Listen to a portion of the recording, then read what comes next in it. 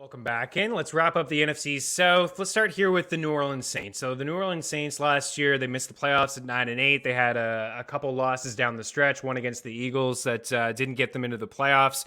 But ultimately, pretty strong team defensively. There's really no question. So the win totals at 8.5, 4-1 to win the NFC South, 22-1 to win the NFC, Super Bowl 45-1. They have had their way with the Bucs over the last couple of years, right? Some wins against Tom Brady and the Bucs. Of course, 2 years ago they did lose a playoff game to the Bucs after the Bucs had lost two. They lost both games in the regular season to the Saints. Brady really struggled with turnovers and picks. You remember it was one of the first games from Tom Brady and Bruce Arians was like, Brady was awful. He was brutal. He's throwing picks. He's got to figure it out. And everyone's like, oh my goodness, what's going on between these two? And then Brady clearly figured it out. Obviously, I didn't mention this with the Bucs, but Todd Bowles is going to take over as the head coach in Tampa Bay, and Bruce Arians is going to go up in the office, and Byron Leftwich is going to continue to call plays. I don't think there's going to be much of a difference, right? Leftwich and Ed Brady, they're still going to be on point, and Bowles is going to let Brady do his thing. But for the Saints, it really is all about their defense. Offensively, roll through some of their numbers. According to Football Outsiders, they were 23rd in overall DVOA offensively, 18th in pass DVOA, 28th in rush DVOA, which is a little odd, right? Considering they have Alvin Kamara. And defense, they were just awesome. Number 3 overall, 4th against the pass, number 1 in football against the run. They've been this way for years. I believe they went 52 straight games without allowing a 100-yard rusher. 52 straight games. This streak was broken 2 years ago.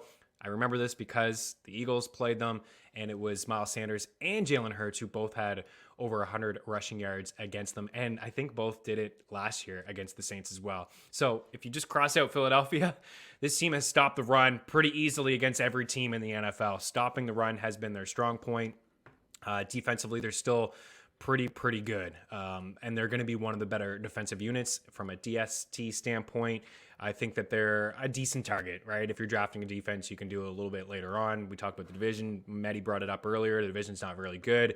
Against the Bucs, it's not going to be a strong defense to start, but twice a year against the Falcons, twice a year against the Panthers, it's going to be a pretty good defense to start. Overall, offensively, this is completely different than the Bucs. When I talked about pace, FTNDaily.com, using some of the pace tools that we have, I mentioned that the Bucs threw the ball 66% of the time, which is more than anybody, and they ran the ball 33% of the time, of course, fewer than anybody.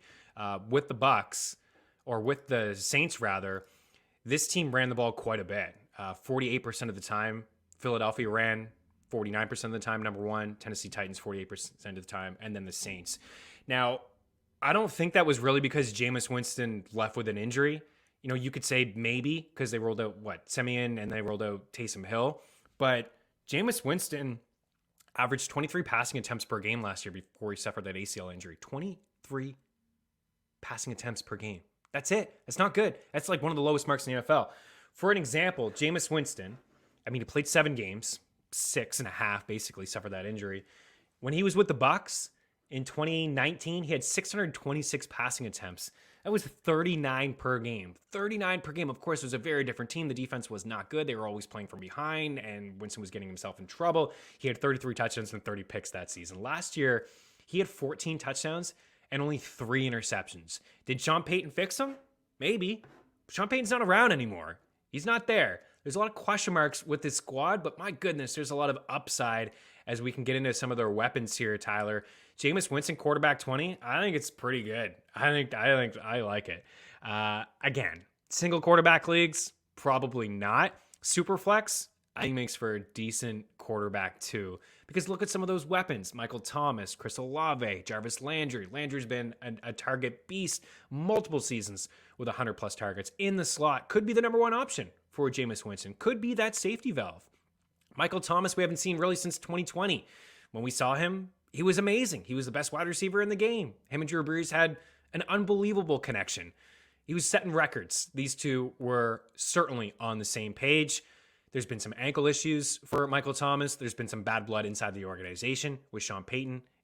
I think last year before the season started, in the offseason, they wanted him to get ankle surgery. He declined.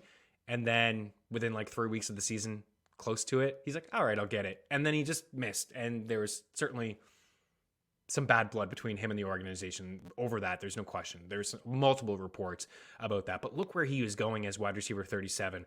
I think he could be an absolute difference maker. I don't think you need to go into your drafts like, oh, I want Michael Thomas. And I know there's people out there that are like, no chance. I drafted this guy in each of the last 2 seasons as my wide receiver 1. I'm not doing it again. We need to see him on the field. I think that's very important. We've seen videos not of him cutting, just running up and down.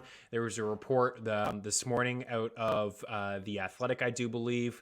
Actually, it was Ian Rappaport, NFL Network's Ian Rappaport reports there is, quote, some optimism that Michael Thomas, who is dealing with an ankle injury, will be cleared early in training camp. We need to see him on the field.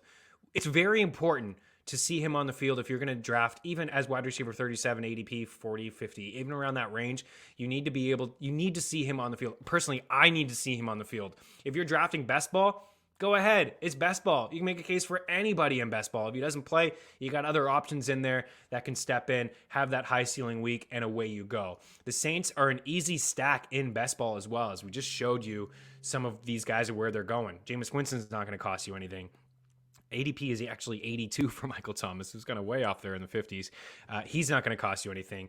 I think you kind of have to make your choice depending on where you are in the draft. If you want Chris Olave, if you want Jarvis Landry. I like Olave a lot as a wide receiver. He's explosive out of Ohio State. I think that was a really strong pick. The Eagles and the Saints, swapped some picks, and they went with Chris Olave there. I think it's a really good trio. And you don't have to spend, much capital to get these guys. Adam Trotman is just on the board because he's a starting tight end for the Saints. I just don't really want anything to do with him, if we're being honest. I think the biggest question mark, there's a couple. The question, of course, about Michael Thomas, and then the question about Alvin Kamara. Is Alvin Kamara going to get suspended? So I don't know too much about this, but I do know that he's headed for a hearing around middle of August. There's a couple different ways it could go. He could be suspended for 2 games. He can get 4. He could get 6. He could get 0 this year. If this case drags on, it could be a suspension that happens next season. If he pleads guilty, he could get 6 games this year. He could get no games this year. That's why, let's be honest, that is why he is going where he is going. Tyler, what is this? RB 14? If I told you that Alvin Kamara would play 17 games this season, where would you rank him? You'd probably rank him as a top 5 running back, would you not? He's still an absolute baller, catching balls out of the backfield. If the Saints are going to continue what they did last year, running the rock, he's going to get 20 touches per game, even with Mark Ingram behind him, who they brought back last year. Payton, he was comfortable with the offense, but this is a new offense now. Dennis Allen's the head coach. It's a new team. It's a new offense. There's a lot of question marks. There's a lot of uncertainty. I think that's why you're getting a lot of value. I like where Kamara is going. Geez, you can get him in the 3rd round.